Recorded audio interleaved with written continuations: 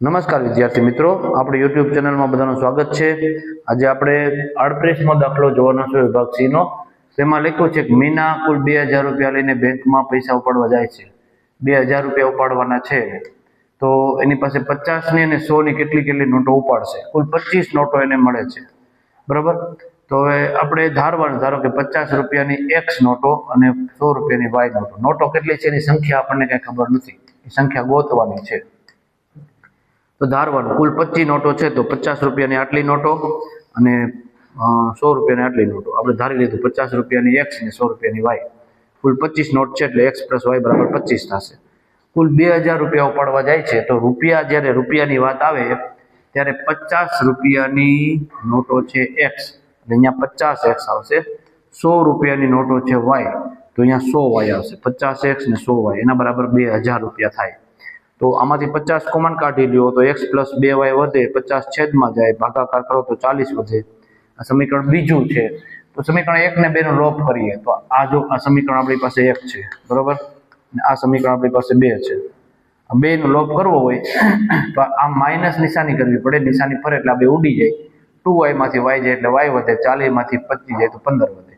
y બરાબર 15 ને સમીકરણ 1 માં મૂકવાનું છે।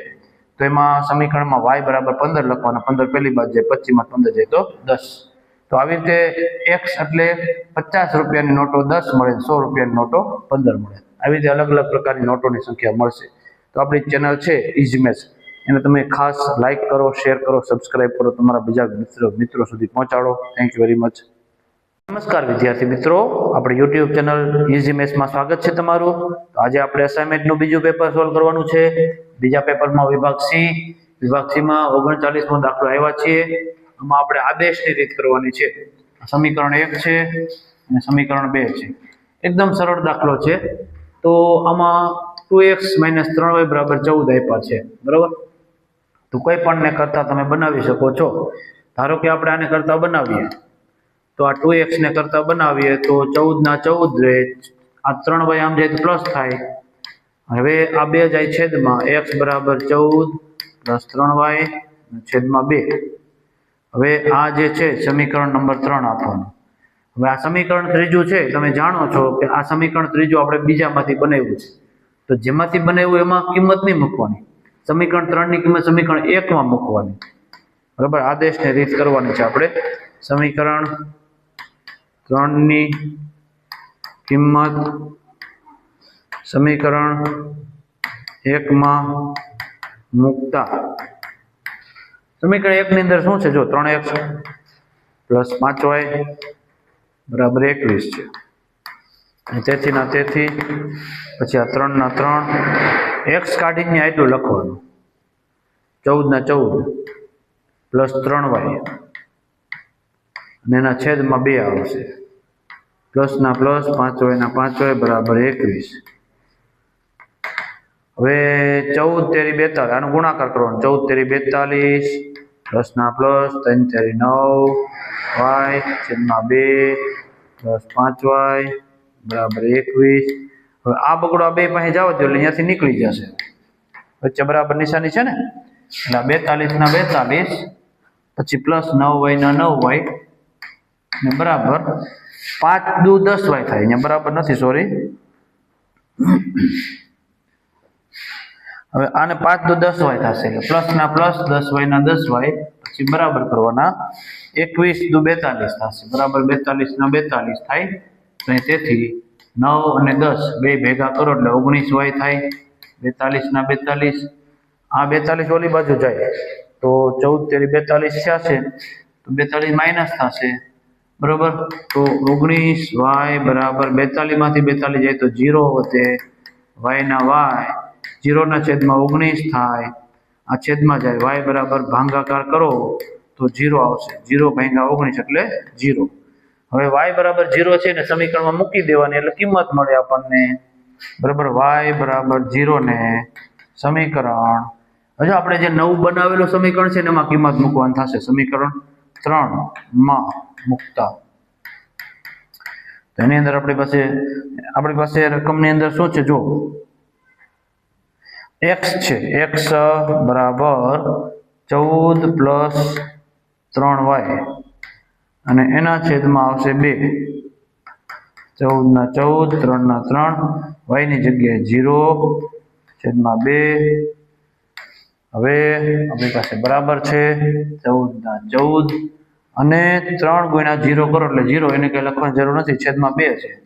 તો ભાગાકાર કરો તો ભાગાકાર 7 દુ ને 14 આવશે. તો 7 આવ્યા, x બરાબર 7 આવે છે, x બરાબર 7. આમ x બરાબર 7 અને y બરાબર 0. ઓકે, તો આ આપણા બે ઉકેલ મળે છે.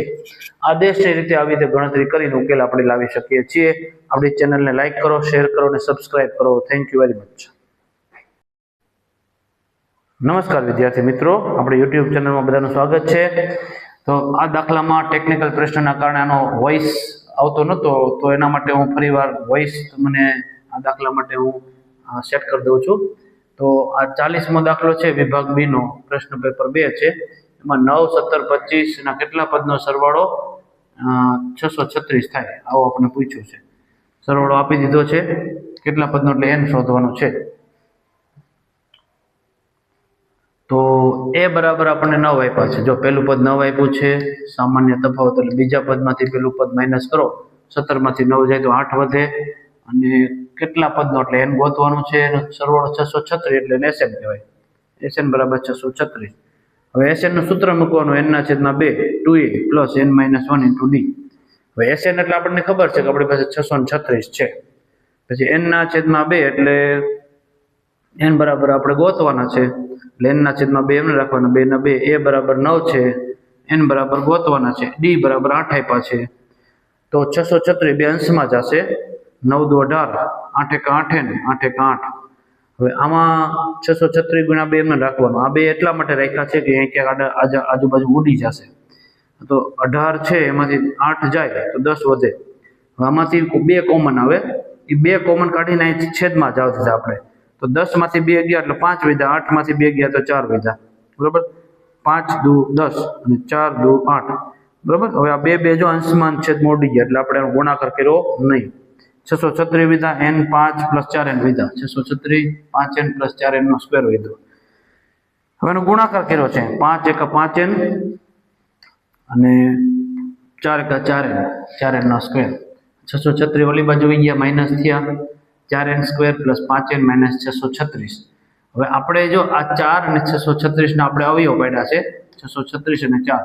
636 ના તમે ભાગ પાડો એટલે 18 દુ થાય, 318 દુ થાય, 4 ના 4 એમન છે. પછી 318 ના ભાગ પાડો તો આ 2 આવે છે, આ 2 ના 2 અને 4 ના 4. પછી 159 ના તમે ભાગ પાડો, બરોબર, 159 ના, તો એના માટે 53 તેરી આવે છે. આ 3 આંકડા એમને આવશે, બરોબર. હવે આ 53 ના 53, 3 દુ 6, 6 દુ 12 ને 12 ચોક 48, 48 અને 53 એ બે એવા ભાગ છે, એવા બે અવયવ છે કે જેની બાદબાકી 5 મળે. આપણે એના અવયવ પાડીને બાદબાકી 5 લાવવી છે. તો પહેલું પદ એમને, છેલ્લું પદ એમને. હવે 48 ને 53 એ રાખવાના, 48 n 53 n. હવે આ પદની જે મધ્યમ પદની નિશાની છે તે મોટા નાખવાની, બાજુ વિરુદ્ધ નિશાની આવે. તો આ પ્લસ ની નિશાની અહીંયા આવે, બાજુ વિરુદ્ધ નિશાની આવે. તો 4n કોમન કાઢો એટલે n - 12 વધે, 53 કોમન કાઢો એટલે n - 12 વધે. n - 12 બે માં છે, 12 કાઢી લ્યો, 4n + 53 વિધા, n - 12, 12 ઓલી બાજુ જાય પ્લસ થઈ જાય, 53 આમ જાય માઇનસ થાય, 4 છેદમાં જાય, -53 ના છેદમાં 4. n બરાબર શક્ય નથી. n ની કિંમત હંમેશા પ્લસમાં જ આવશે અને પૂર્ણાંકમાં જ આવશે, અપૂર્ણાંક કે માઇનસમાં ચાલે નહીં. તો 12 પદનો સરવાળો 636 થાય છે. ઓકે, તો અહીંયા આપણે આ દાખલો પૂરો થાય છે અને આગળનો દાખલો નેક્સ્ટ લેક્ચરમાં લેશું. આપણી ચેનલને લાઈક, શેર અને સબસ્ક્રાઇબ કરી દો. Thank you very much. નમસ્કાર વિદ્યાર્થી મિત્રો, આપણી યુટ્યુબ ચેનલ ઇઝી મેથ્સમાં બધાનું સ્વાગત છે. તો આજે આપણે દાખલા નંબર 41 છે, પ્રશ્નપત્ર નંબર 2, વિભાગ સી. આમાં આપણને જો શું કીધું છે, એક ABC 3 વિદ્યાર્થી બેઠા છે અને આપણને પૂછ્યું છે શું આ ત્રણેય વિદ્યાર્થી એક સીધી રેખામાં છે, એવું પૂછ્યું છે આપણને, બરાબર છે. તો હવે આના માટેનો એક નિયમ છે, જો ત્રણેય બિંદુઓ સીધી રેખામાં હોય તો એના ત્રિકોણનું ક્ષેત્રફળ જે છે તે 0 થવું જોઈએ, તો તે સીધી રેખામાં હોય. આપણને એ બિંદુ આપ્યું છે એ 3, એના યામ 3 અને 1 છે. પછી બી બિંદુ આપ્યું છે, એના યામ 6 અને 4 છે. અને સી બિંદુ આપ્યું છે એના આમ 8 અને 6 છે. રેડી? 6 4 8 6 ત્રણ બિંદુ આપ્યા છે. હવે આ ત્રણ બિંદુઓના આધારે આપણે ત્રિકોણનું ક્ષેત્રફળ શોધવાનું છે. તો તમને એમ થાય આમાં ત્રિકોણ ક્યાં આવે? પણ કોઈ પણ ત્રિકોણની અંદર ત્રણ શિરોબિંદુ આપ્યા હોય, ત્રિકોણનું ક્ષેત્રફળ આપણે શોધીએ તો એમાં કંઈક ને કંઈક જવાબ આવે. જો આનો ક્ષેત્રફળ 0 થાય તો એનો મતલબ એ ત્રિકોણ બનતો નથી, પણ એ સીધી રેખામાં ત્રણેય બિંદુ આપેલા છે. તો એના માટે જો x1 y1 x2 y2 x3 અને y3 ત્રણ બિંદુ આપ્યા છે. ત્રિકોણ ABC નું ક્ષેત્રફળ, ત્રિકોણ ABC નું ક્ષેત્રફળ 7મા ચેપ્ટરમાં આ દાખલો આવે છે. એના માટે તમારે 1/2 પછી x1 y2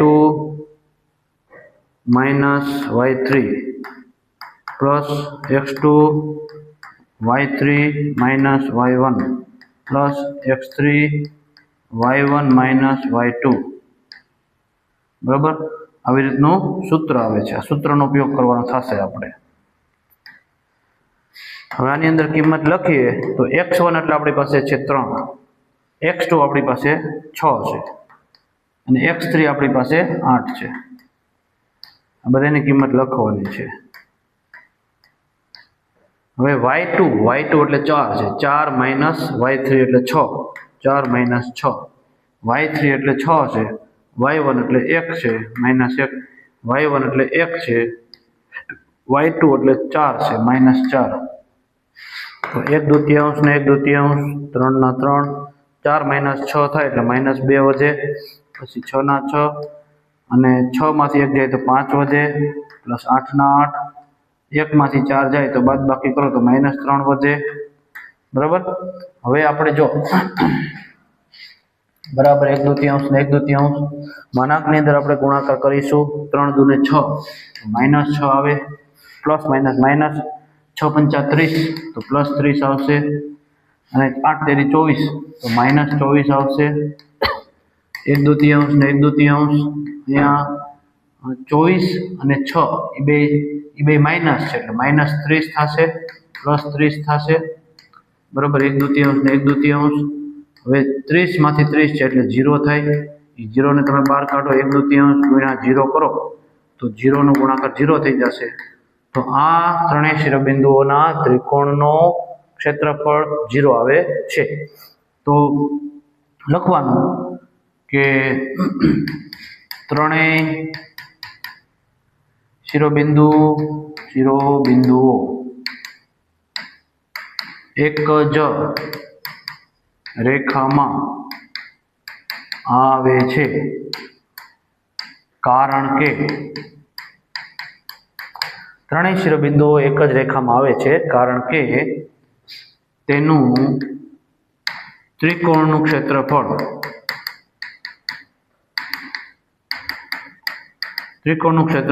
0 મળે છે. ત્રિકોણનું ક્ષેત્રફળ 0 મળે તો તે રેખાઓ સમરેખ હોય છે. તો આ સમરેખ રેખા છે. પાઠ્યપુસ્તકમાં સ્વાધ્યાય